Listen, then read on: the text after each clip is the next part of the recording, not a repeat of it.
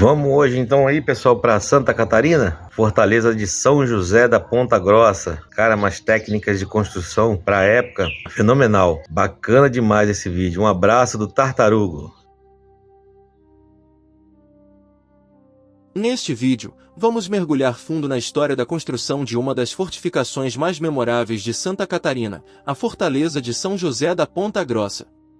Localizada na ilha de Santa Catarina, essa construção tem mais de 300 anos de existência e carrega consigo a memória de um tempo em que o Brasil ainda lutava para garantir sua soberania. Mas além da importância histórica, essa obra é um verdadeiro exemplo do que a construção civil da época foi capaz de realizar, mesmo com os recursos limitados e as dificuldades enfrentadas no século XVIII. Vamos falar sobre os materiais utilizados, as técnicas de construção, quem foram os trabalhadores envolvidos e muito mais. Então, se você é um entusiasta da engenharia e quer entender o lado humano e técnico dessa obra fascinante, acompanhe conosco. A construção da Fortaleza de São José da Ponta Grossa começou em meados do século XVIII, por volta de 1740. A principal razão para essa edificação foi a necessidade de defesa da ilha de Santa Catarina, uma área estratégica do litoral sul do Brasil.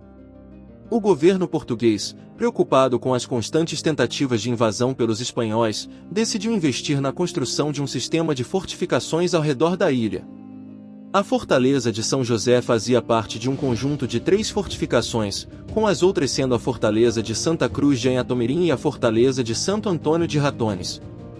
Juntas, elas formavam um complexo de defesa que protegia a entrada da Bahia Norte, evitando que inimigos chegassem à cidade de Nossa Senhora do Desterro, que hoje é a capital Florianópolis. A construção da fortaleza foi um grande desafio, tanto pela tecnologia da época quanto pela necessidade de transportar e encontrar os materiais certos. O principal material utilizado foi a pedra, extraída de pedreiras próximas à região. As pedras eram talhadas à mão pelos trabalhadores, utilizando ferramentas simples, como martelos e talhadeiras, numa técnica conhecida como aparelhamento de pedra. Além das pedras, a cal era outro material fundamental, sendo produzida a partir da queima de conchas marinhas e usada como argamassa para unir as pedras e garantir a solidez das muralhas. A madeira também foi amplamente empregada, principalmente no acabamento dos interiores, na construção dos telhados e na fabricação das portas, janelas e outros detalhes estruturais. Os materiais precisavam ser duráveis, afinal, a fortaleza tinha que resistir ao clima litorâneo, com fortes ventos, maresia e chuva constante. Esse era um dos grandes desafios, já que as construções da época frequentemente sofriam com o desgaste causado por esses fatores. No entanto, a escolha de materiais como a pedra e a cal foi crucial para garantir a durabilidade da fortaleza, que até hoje se mantém de pé. A construção da Fortaleza de São José da Ponta Grossa envolveu um grande número de trabalhadores, e aqui entra um aspecto humano interessante. A maior parte da mão de obra era formada por escravos, tanto africanos quanto indígenas, que foram forçados a realizar o trabalho pesado da construção. Essas pessoas eram responsáveis pela extração das pedras, o transporte dos materiais e a edificação das muralhas. O trabalho era árduo, e as condições, bastante precárias.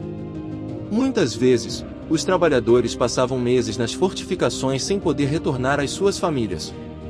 Além dos escravos, havia também a presença de soldados e mestres de obras vindos de Portugal, que supervisionavam a construção e garantiam que tudo seguisse o padrão das fortificações militares europeias.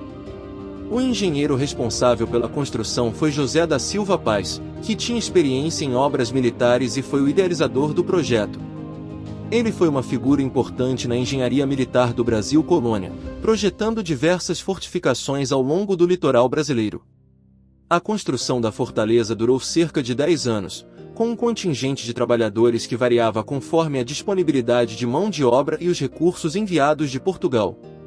A técnica utilizada na construção da Fortaleza de São José da Ponta Grossa foi a de alvenaria de pedra, que consistia em sobrepor pedras de diferentes tamanhos, unidas com argamassa de cal. Essa técnica era comum nas construções militares da época, devido à sua resistência. As muralhas eram construídas em camadas, com uma espessura considerável para suportar impactos de artilharia inimiga e o peso dos canhões que seriam instalados posteriormente. Os canhões, inclusive, foram posicionados de maneira estratégica nas ameias da fortaleza, de modo a cobrir toda a entrada da baía. As baterias de canhões eram colocadas em plataformas de madeira, reforçadas com pedra, e voltadas diretamente para o mar. Essas plataformas eram projetadas de maneira que os disparos tivessem alcance suficiente para atingir os navios inimigos antes que eles conseguissem chegar à costa. O principal objetivo da construção da fortaleza de São José da Ponta Grossa era proteger a ilha de Santa Catarina de invasões, especialmente por parte dos espanhóis, que na época disputavam territórios com Portugal na América do Sul.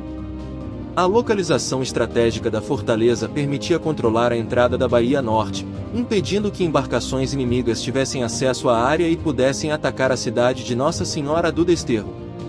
Além da defesa militar, a fortaleza também servia como posto de observação e controle de contrabando, já que a costa brasileira era alvo frequente de piratas e navios mercantes não autorizados. Atualmente, a fortaleza de São José da Ponta Grossa se transformou em um importante ponto turístico e cultural de Florianópolis. Após passar por restaurações ao longo dos anos, a estrutura se mantém preservada e oferece aos visitantes uma oportunidade única de conhecer um pedaço da história do Brasil colônia. A fortaleza faz parte do conjunto de fortificações que, desde 2019, foi reconhecido como Patrimônio Mundial pela Unesco, devido ao seu valor histórico e arquitetônico.